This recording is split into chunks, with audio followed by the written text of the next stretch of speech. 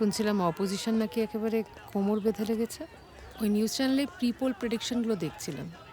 এই ইলেকশনের পরে তো সকলকে কোমর ব্যথার ওষুধ খাওয়াতে হবে। আমি অপোজিশনকে নিয়ে ভাবছি না মল্লিকা, আমি ভাবছি ক্যান্ডিডেটকে নিয়ে। ওই তো উটকো বহিরাগত একটা ক্যান্ডিডেট, সিনেমার ফ্লপ হিরো। ছাড়ুন তোর কথা, আসুন। হিট ফ্লপ যাই হোক না কেন, জিমির আসল নাম কিন্তু নবিউল হক। নবিউল হক। স্ট্র্যাটেজিটা ধরতে পারছো? আমরা মিনাজের কেসটা ধামাচাপা দিয়েছিলাম, এদিকে সমাজতান্ত্রিক জিমিকে নিয়ে এসে মাইনরিটি সেন্টিমেন্ট উস্কে দিতে চাইছি। ব্যাপারটা বোঝো? আমার মনে হয় আপনি বেশি ভাবছেন।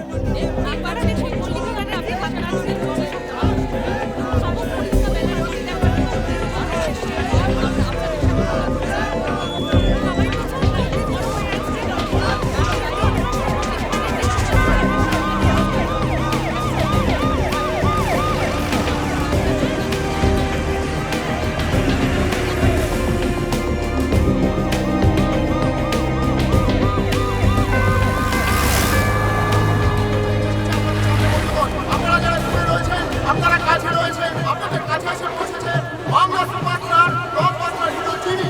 জিমি বন্ধুগণ, জিমি জিমি আপনাদের সামনে এসে পৌঁছেছে। ইনশাআল্লাহ ইনশাআল্লাহ রিজপুরে এবার নতুন সূর্যোদয় হবে। হ্যাঁ বন্ধুগণ, যাতে লোকমান্য পার্টির অপোজিশন থেকে আমরা এই রিজপুরকে রক্ষা করতে পারি। বন্ধুগণ, ব্লকবাস্টার হিরো জিমিকে রিজপুরের মানুষ প্রার্থী হিসেবে পাচ্ছে।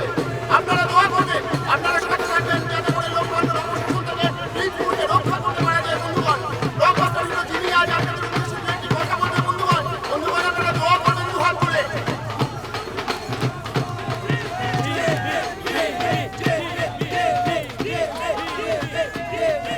নমস্কার রিচপুরবাসী। হ্যালো রিচপুর,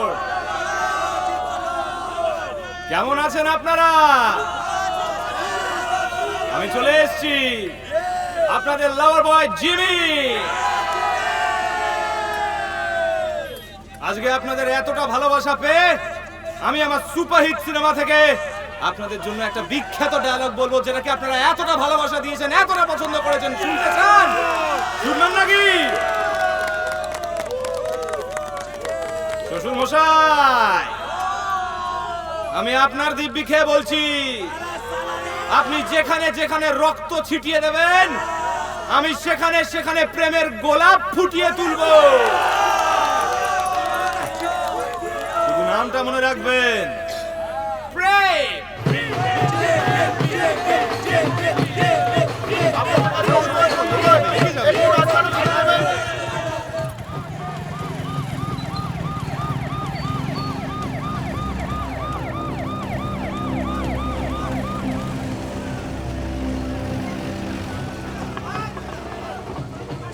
গুড মর্নিং ম্যাডাম, আপনি এদিক দিয়ে যাবেন না, সমাজতান্ত্রিক পার্টির মিছিল আসছে। ওই সুপারস্টার জিমি স্যার, আপনি সামনে দিয়ে বেরিয়ে যান। হ্যাঁ,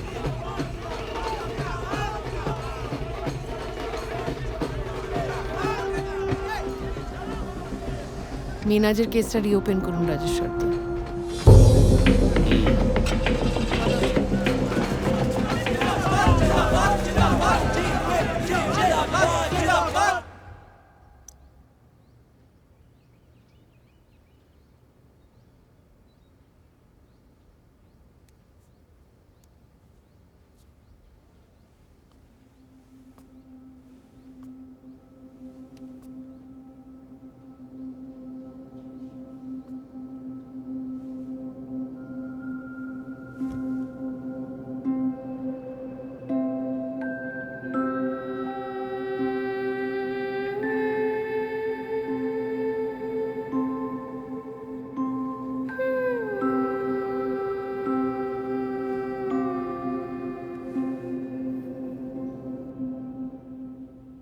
ভালোবাসা আর ভালোবাসার মধ্যে ঠিক কতটা তফাৎ?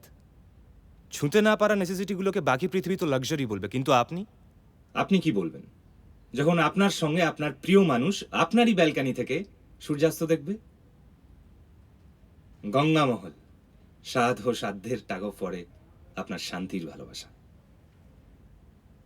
স্যার, কি মনে হলো? Any feedback? Not bad,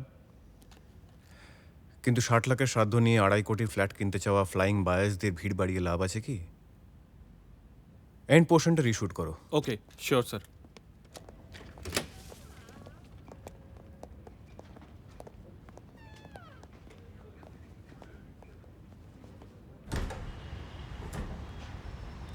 sir এরকম একটা লোকেশনে আমরা প্রজেক্ট করছি যেখান থেকে এয়ারপোর্ট হসপিটাল এতটা দূরে, সেই পার্সপেক্টিভ থেকে প্রাইসটা একটু হাই না?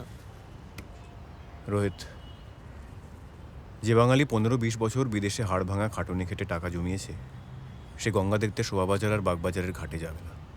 হুম। সে দাঁড়াবে আমার গঙ্গা মহলের খোলা ব্যালকনিতে। কাজে আমরা শুধু ফ্ল্যাট বিক্রি করছি না, আমরা নস্টালজিয়া বিক্রি করছি।